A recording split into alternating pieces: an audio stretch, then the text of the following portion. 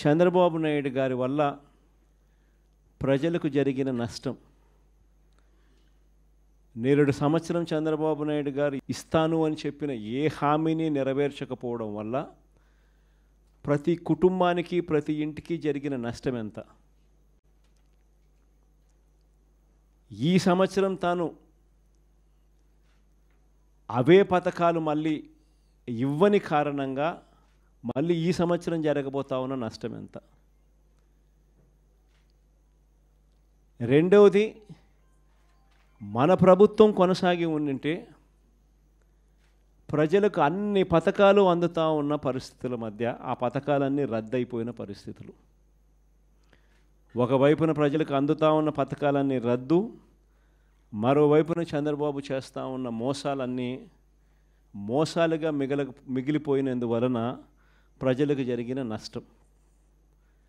వీటి మీద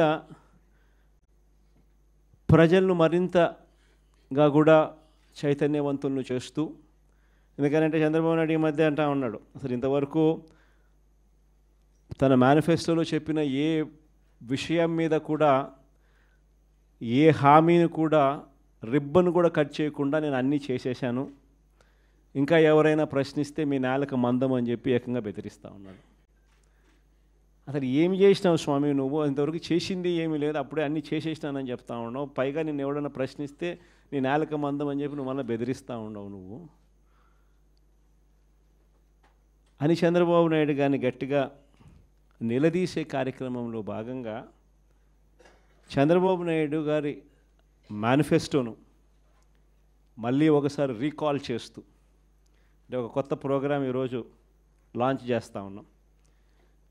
ఈ ప్రోగ్రాం నేను ఇక్కడ నుంచి లాంచ్ చేసిన తర్వాత 4 వారాల పాటు ఈ ప్రోగ్రాము రకరకాల స్థాయిల్లో, అంటే జిల్లా స్థాయి నుంచి నియోజకవర్గ స్థాయి నుంచి మండల స్థాయి నుంచి గ్రామ స్థాయి, రకరకాల స్థాయిల్లో ఈ ప్రోగ్రాం అనేది ప్రతి ఇంటికి ఈ కార్యక్రమాన్ని తీసుకొని పోతాం.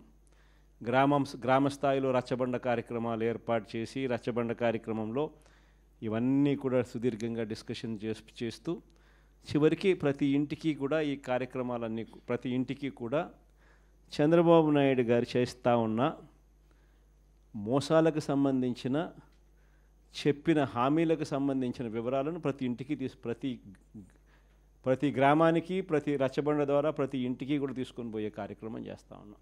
ఈ కార్యక్రమంలో ప్రోగ్రాం పేరు రీకాలింగ్ చంద్రబాబుస్ మేనిఫెస్టో.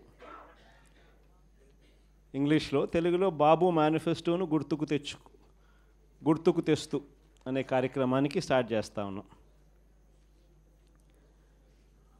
ఎన్నికలకు ముందు చంద్రబాబు ఏమన్నాడు?